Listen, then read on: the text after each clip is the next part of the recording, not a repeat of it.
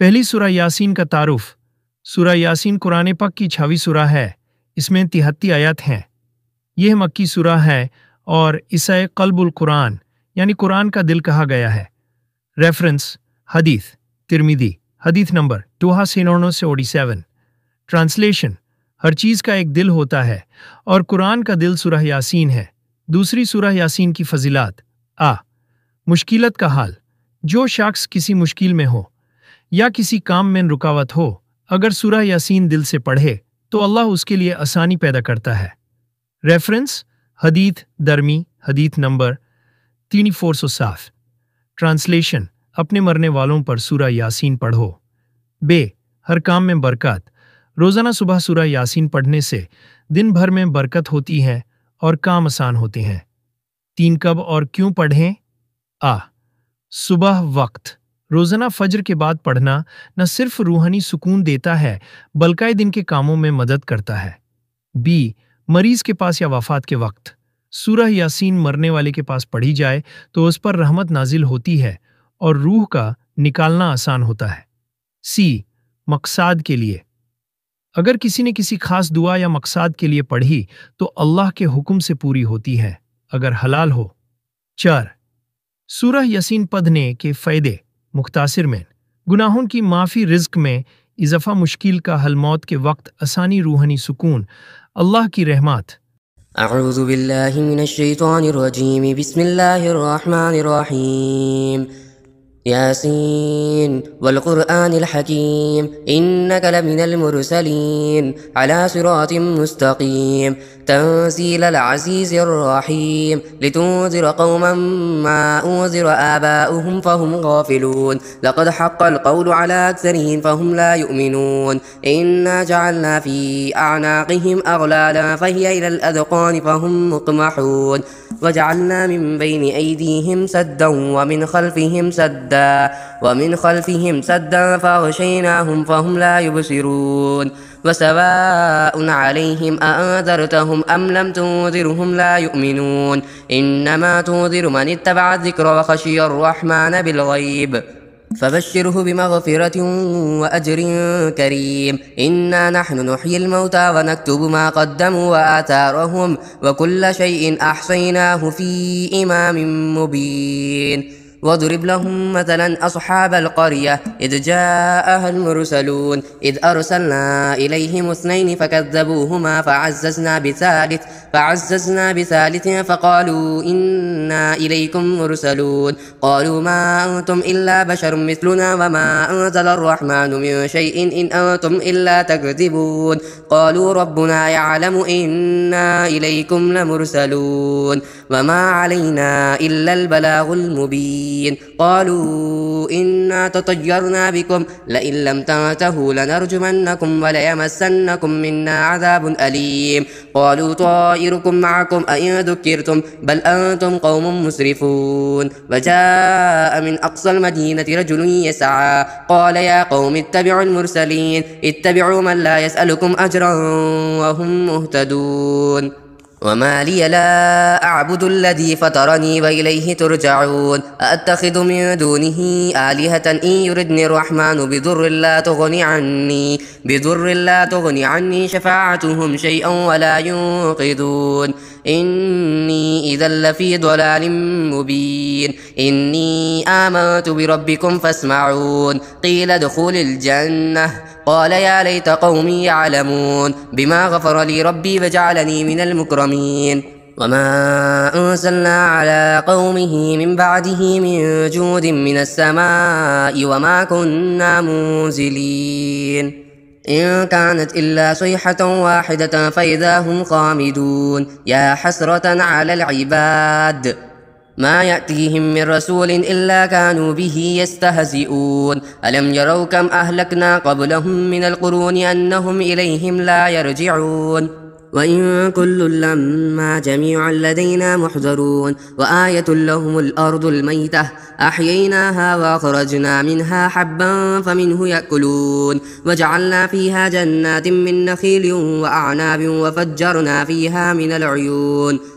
ليأكلوا من ثمره وما عملته أيديهم أفلا يشكرون سبحان الذي خلق الأزواج كلها مما تنبت الأرض ومن أنفسهم ومما لا يعلمون وآية لهم الليل نسلخ منه النهار فإذا هم مظلمون والشمس تجري لمستقر لها ذلك تقدير العزيز العليم والقمر قدرناه منازل حتى عاد كالعرجون القديم لا الشمس ينبغي لها أن تدرك القمر ولا الليل سابق النهار وكل في فلك يسبحون وآية لهم أنا حملنا ذريتهم في الفلك المشحون وخلقنا لهم من مثله ما يركبون وإن نشأ نغرقهم فلا صريخ لهم ولا هم ينقذون إلا رحمة منا ومتاعا إلى حين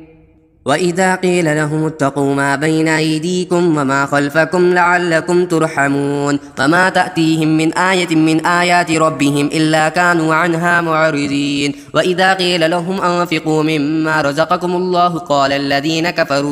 قال الذين كفروا للذين آمنوا أنطعم من لو يشاء الله أطعمه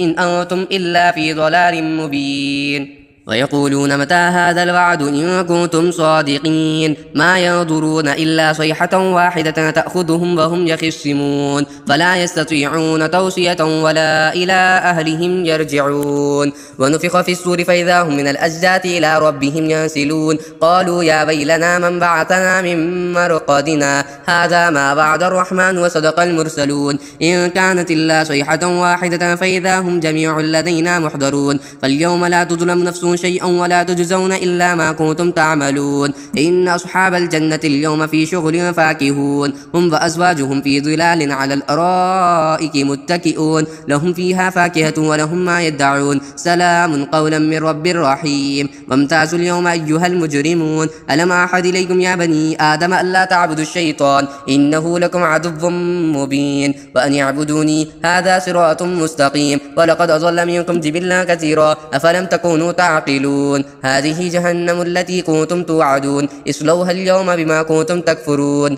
اليوم نختم على أفواههم وتكلمنا أيديهم وتشهد أرجلهم بما كانوا يكسبون ولو نشاء لطمسنا على أعينهم فاستبقوا الصراط فأنا يبصرون ولو نشاء لمسخناهم على مكانتهم فما استطاعوا مضيا ولا يرجعون ومن نعمره ننكسه في الخلق أفلا يعقلون وما علمناه الشعر وما ينبغي له إن هو إلا ذكر وقرآن مبين لينذر من كان حيا ويحق القول على الكافرين أولم يروا أنا خلقنا لهم مما عملت أيدينا أنعاما فهم لها مالكون وذللناها لهم فمنها ركوبهم ومنها يأكلون ولهم فيها منافع ومشارب أفلا يشكرون واتخذوا من دون الله آلهة لعلهم ينصرون لا يستطيعون نصرهم وهم لهم جند محضرون فلا يحزنك قولهم إنا نعلم ما يسرون وما يعلنون أولم ير الإنسان أنا خلقناه من نطفة فإذا هو خصيم مبين وضرب لنا مثلا ونسي خلقه قال من يحيي العظام وهي رميم قل يحييها الذي أنشأها أول مرة وهو بكل خلق عليم الذي جعل لكم من الشجر الأخضر نارا فإذا أنتم منه توقدون أفليس الذي خلق السماوات والأرض بقادر على أن يخلق مثلهم بلى وهو الخلاق العليم إنما أمره إذا أراد شيئا أن يقول له كن فيكون فسبحان الذي بيده ملكوت كل شيء وإليه ترجعون أعوذ بالله من الشيطان الرجيم بسم الله الرحمن الرحيم ياسين والقرآن الحكيم إنك لمن المرسلين على صراط مستقيم تنزيل العزيز الرحيم لتنذر قوما ما أنذر آباؤهم فهم غافلون لقد حق القول على أكثرهم فهم لا يؤمنون إنا جعلنا في أعناقهم أغلالا فهي إلى الأذقان فهم مقمحون وجعلنا من بين أيديهم سدا ومن خلفهم سدا فأغشيناهم فهم لا يبصرون وسواء عليهم أأنذرتهم أم لم تنذرهم لا يؤمنون إنما تنذر من اتبع الذكر وخشي الرحمن بالغيب فبشره بمغفرة وأجر كريم. إنا نحن نحيي الموتى ونكتب ما قدموا وآثارهم وكل شيء أحصيناه في إمام مبين. واضرب لهم مثلا أصحاب القرية إذ جاءها المرسلون إذ أرسلنا إليهم 2 فكذبوهما فعززنا بثالث فقالوا إنا إليكم مرسلون. قالوا ما أنتم إلا بشر مثلنا وما أنزل الرحمن من شيء إن أنتم إلا تكذبون. قالوا ربنا يعلم إنا إليكم لمرسلون وما علينا إلا البلاغ المبين. قالوا إنا تطيرنا بكم لئن لم تنتهوا لنرجمنكم وليمسنكم منا عذاب أليم. قالوا طائركم معكم أئن ذكرتم بل أنتم قوم مسرفون. وجاء من أقصى المدينة رجل يسعى قال يا قوم اتبعوا المرسلين اتبعوا من لا يسألكم أجرا وهم مهتدون. وما لي لا أعبد الذي فطرني وإليه ترجعون. أأتخذ من دونه آلهة إن يردني الرحمن بضر لا تغني عني شفاعتهم شيئا ولا ينقذون. إني إذا لفي ضلال مبين. إني آمنت بربكم فاسمعون. قيل ادخل الجنة قال يا ليت قومي يعلمون بما غفر لي ربي وجعلني من المكرمين. وما أنزلنا على قومه من بعده من جود من السماء وما كنا منزلين. إن كانت إلا صيحة واحدة فإذا هم خامدون. يا حسرة على العباد ما يأتيهم من رسول إلا كانوا به يستهزئون. ألم يروا كم أهلكنا قبلهم من القرون أنهم إليهم لا يرجعون. وإن كل لما جميع لدينا محضرون. وآية لهم الأرض الميتة أحييناها وأخرجنا منها حبا فمنه يأكلون. وجعلنا فيها جنات من نخيل وأعناب وفجرنا فيها من العيون ليأكلوا من ثمره وما عملته أيديهم أفلا يشكرون. سبحان الذي خلق الأزواج كلها مما تنبت الأرض ومن أنفسهم ومما لا يعلمون. وآية له الليل نسلخ منه النهار فإذا هم مظلمون. والشمس تجري لمستقر لها ذلك تقدير العزيز العليم. والقمر قدرناه منازل حتى عاد كالعرجون القديم. لا الشمس ينبغي لها أن تدرك القمر ولا الليل سابق النهار وكل في فلك يسبحون. وآية لهم أنا حملنا ذريتهم في الفلك المشحون وخلقنا لهم من مثله ما يركبون. وإن نشأ نغرقهم فلا صريخ لهم ولا هم ينقذون إلا رحمة منا ومتاعا إلى حين.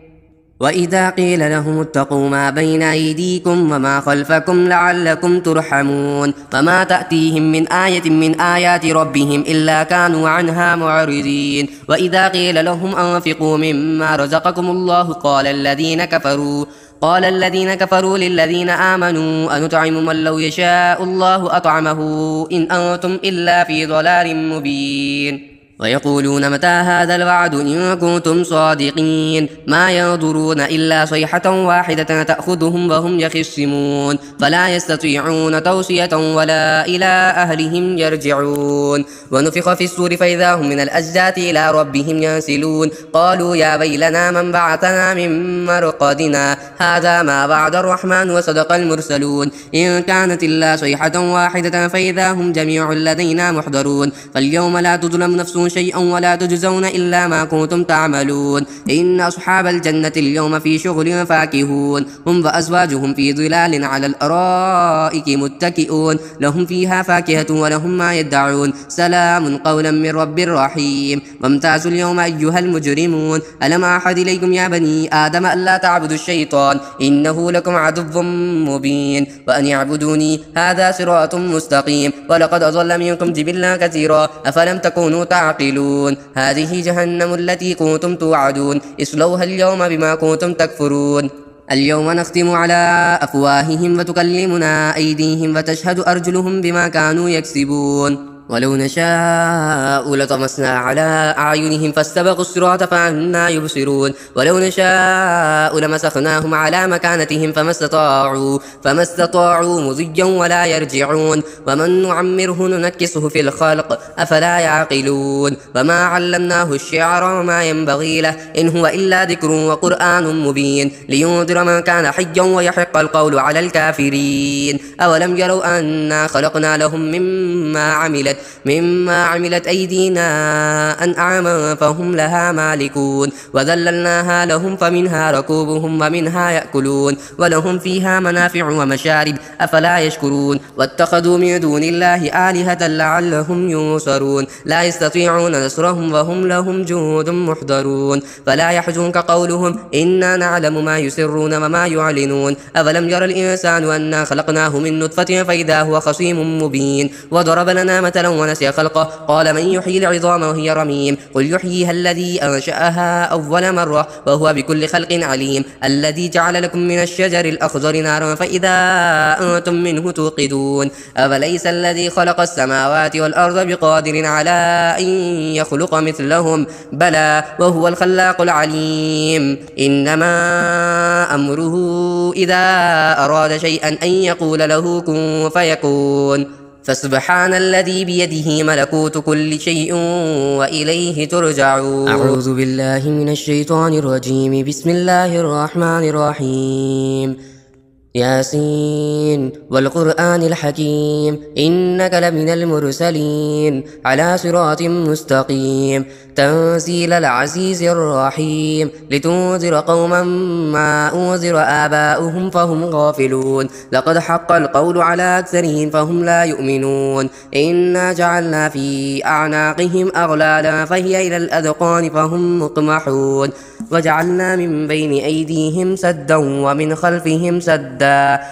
خلفهم سدا فأغشيناهم فهم لا يبصرون وسواء عليهم أأنذرتهم أم لم تنذرهم لا يؤمنون إنما تنذر من اتبع الذكر وخشي الرحمن بالغيب فبشره بمغفرة وأجر كريم إنا نحن نحيي الموتى ونكتب ما قدموا وآثارهم وكل شيء أحصيناه في إمام مبين واضرب لهم مثلا أصحاب القرية إذ جاءها المرسلون إذ أرسلنا إليهم 2 فكذبوهما فعززنا بثالث فقالوا إنا إليكم مرسلون قالوا ما أنتم إلا بشر مثلنا وما أنزل الرحمن من شيء إن أنتم إلا تكذبون قالوا ربنا يعلم إنا إليكم لمرسلون وما علينا إلا البلاغ المبين قالوا إنا تطيرنا بكم لئن لم تنتهوا لنرجمنكم وليمسنكم منا عذاب أليم قالوا طائركم معكم أئن ذكرتم بل أنتم قوم مسرفون وجاء من أقصى المدينة رجل يسعى قال يا قوم اتبعوا المرسلين اتبعوا من لا يسألكم أجرا وهم مهتدون وما لي لا أعبد الذي فطرني وإليه ترجعون أأتخذ من دونه آلهة إن يردني الرحمن بضر لا تغني عني شفاعتهم شيئا ولا ينقذون إني إذا لفي ضلال مبين إني آمنت بربكم فاسمعون قيل ادخل الجنة قال يا ليت قومي يعلمون بما غفر لي ربي وجعلني من المكرمين وما أنزلنا على قومه من بعده من جود من السماء وما كنا منزلين إن كانت إلا صيحة واحدة فإذا هم خامدون يا حسرة على العباد ما يأتيهم من رسول إلا كانوا به يستهزئون ألم يروا كم أهلكنا قبلهم من القرون أنهم إليهم لا يرجعون وإن كل لما جميع لدينا محضرون وآية لهم الأرض الميتة أحييناها وأخرجنا منها حبا فمنه يأكلون وجعلنا فيها جنات من نخيل وأعناب وفجرنا فيها من العيون ليأكلوا من ثمره وما عملته أيديهم أفلا يشكرون سبحان الذي خلق الأزواج كلها مما تنبت الأرض ومن أنفسهم ومما لا يعلمون وآية لهم الليل نسلخ منه النهار فإذا هم مظلمون والشمس تجري لمستقر لها ذلك تقدير العزيز العليم والقمر قدرناه منازل حتى عاد كالعرجون القديم لا الشمس ينبغي لها أن تدرك القمر ولا الليل سابق النهار وكل في فلك يسبحون وآية لهم أنا حملنا ذريتهم في الفلك المشحون وخلقنا لهم من مثله ما يركبون وإن نشأ نغرقهم فلا صريخ لهم ولا هم ينقذون إلا رحمة منا ومتاعا إلى حين وإذا قيل لهم اتقوا ما بين أيديكم وما خلفكم لعلكم ترحمون وما تأتيهم من آية من آيات ربهم إلا كانوا عنها معرضين وإذا قيل لهم أنفقوا مما رزقكم الله قال الذين كفروا للذين آمنوا أنطعم من لو يشاء الله أطعمه إن أنتم إلا في ضلال مبين ويقولون متى هذا الوعد إن كنتم صادقين ما ينظرون إلا صيحة واحدة تأخذهم وهم يخصمون فلا يستطيعون توصية ولا إلى أهلهم يرجعون ونفخ في الصور فإذا هم من الأجداث إلى ربهم ينسلون قالوا يا ويلنا من بعثنا من مرقدنا هذا ما وعد الرحمن وصدق المرسلون إن كانت إلا صيحة واحدة فإذا هم جميع لدينا محضرون فاليوم لا تظلم نفس شيئا ولا تجزون إلا ما كنتم تعملون إن أصحاب الجنة اليوم في شغل فاكهون هم وأزواجهم في ظلال على الأرائك متكئون لهم فيها فاكهة ولهم ما يدعون سلام قولا من رب رحيم وامتازوا اليوم أيها المجرمون ألم أعهد إليكم يا بني آدم ألا تعبدوا الشيطان إنه لكم عدو مبين وأن يعبدوني هذا صراط مستقيم ولقد أضل منكم جبلا كثيرا أفلم تكونوا تعقلون هذه جهنم التي كنتم توعدون اصلوها اليوم بما كنتم تكفرون اليوم نختم على أفواههم وتكلمنا أيديهم وتشهد أرجلهم بما كانوا يكسبون ولو نشاء لطمسنا على أعينهم فاستبقوا الصراط فأنا يبصرون ولو نشاء لمسخناهم على مكانتهم فما استطاعوا مضيا ولا يرجعون ومن نعمره ننكسه في الخلق أفلا يعقلون وما علمناه الشعر وما ينبغي له إن هو إلا ذكر وقرآن مبين لينذر من كان حيا ويحق القول على الكافرين أولم يروا أنا خلقنا لهم